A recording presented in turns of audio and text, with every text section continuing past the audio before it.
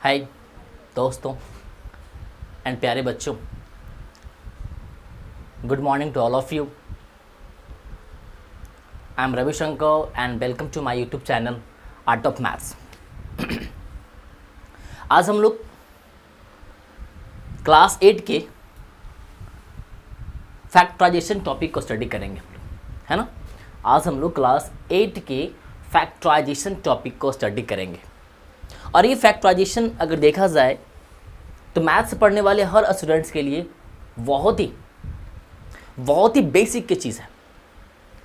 मतलब इसके बिना अभी के समय में कोई भी बच्चा किसी भी लेवल के मैथ्स को परफेक्टली सॉल्व नहीं कर सकता।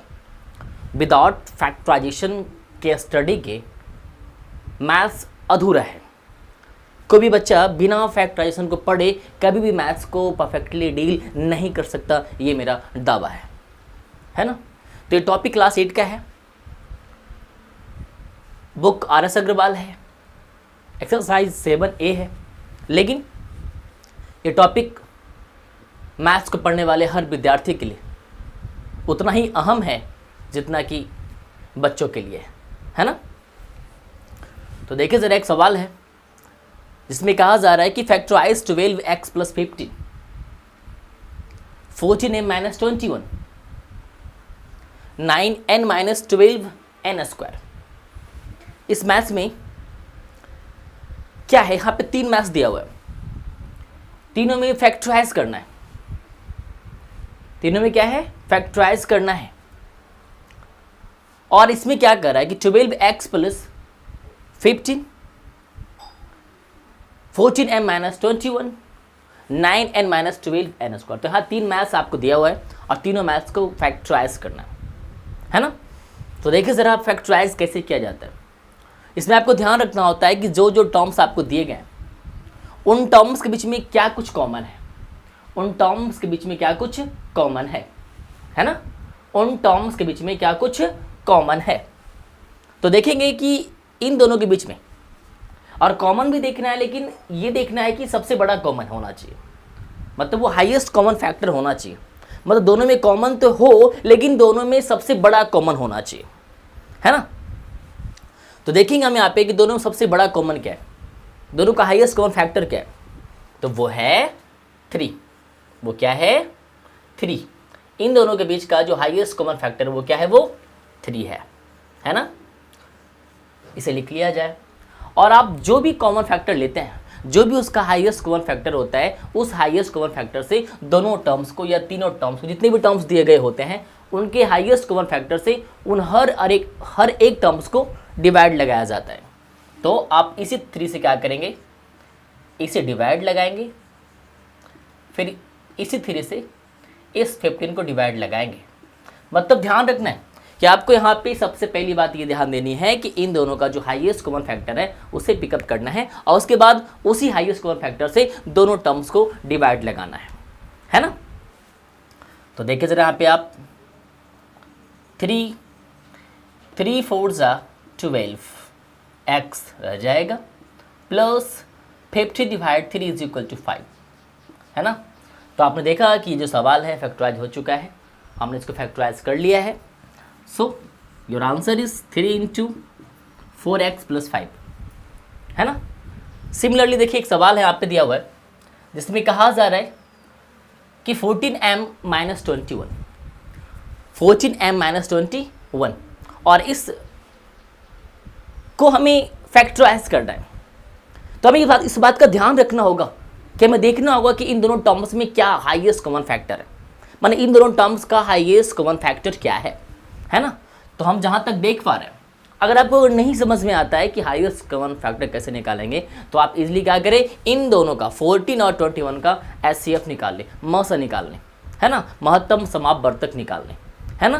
तो आप इसका सबसे पहले हाईएस्ट कॉमन फैक्टर निकाल लें।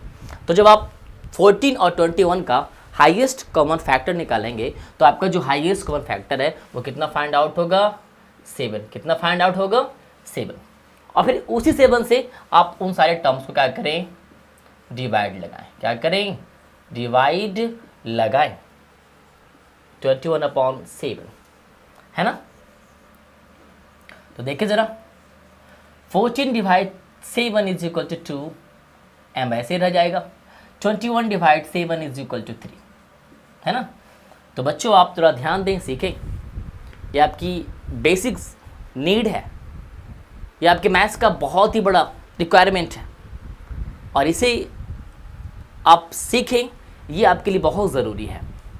तो आपको देखना है कि हमने इसे किस प्रकार से फैक्टराइज किया है और फैक्टराइज करने के बाद उसका आंसर क्या आता है। So answer is 7 into 2m minus 3। So your answer is 7 into 2m minus 3, है ना। उसी प्रकार से देखें, एक और मैथ्स दिया हुआ है जिसमें कहा जा रहा है कि 9n minus 12n square, 9n minus 12n square. तो आप देखेंगे कि 9 और 12 में हाईएस्ट कॉमन फैक्टर क्या है। आपको सबसे पहले ये पता करना है कि जो यहाँ पे डिजिट्स दिए हुए हैं, जो नंबर्स दिया हुआ है, उन दोनों के बीच का हाईएस्ट कॉमन फैक्टर क्या है। तो हम देख पा रहे हैं कि इन दोनों का जो हाईएस्ट कॉमन फैक्टर है वो है 3। वो क्या है? 3। फिर देखिए यहाँ पे जो लेटर्स दिए हुए हैं, है ना, यहाँ पे जो वेरिएबल्स दिया हुआ है, आप उन वेरिएबल्स का भी एचसीएफ फाइंड आउट करें। आप उन दो वेरिएबल्स का भी एचसीएफ निकालें। तो जब आप इन दोनों का या इन दोनों वेरिएबल्स का जब आप एचसीएफ निकालेंगे तो इनका एचसीएफ क्या आएगा? n। क्या आएगा? n। और फिर आपको इसी 3n से इन दोनों टर्म्स को डिवाइड लगाना होता है। तो आप देखिए क्या करेंगे यहाँ पे आप 9n upon 3n minus 12n square upon 3n, है ना। तो आपने देखा कि आपको कैसे करना है, क्या क्या किया जाता है। तो आप स्टेप बाय स्टेप ध्यान दें और सीखते रहें। So 3n, 9 divide 3 is equal to 3 and 9 divide 9, है ना, कैंसिल हो जाता है। Minus 12 divide 3 is equal to 4 and n square upon n is equal to n। So your answer is 3n into 3 minus 4n। तो आप सीखें, समझें और हमारे YouTube channel art of maths के माध्यम से जुड़े रहें। और अगर आप ऑफलाइन क्लास लेना चाहते हैं तो हमारे दिए गए पते पे आप कांटेक्ट कर सकते हैं। तो कहने का मतलब क्या है कि जब भी कभी आपको फैक्टराइजेशन की बात की जाए आपसे, तो उसे एट फर्स्ट किस प्रकार से डील किया जाता है, फैक्टराइजेशन में क्या किया जाता है, उसमें क्या करना होता है। तो आप वीडियो को देखते रहें, इसको स्टडी करें, तो आप सीख जाएंगे, है ना, कि इसे किस प्रकार से सोल्व किया जाता है। तो फिर हम लोग आगे चलते हैं, मिलते हैं हम लोग अगले मैथ्स में।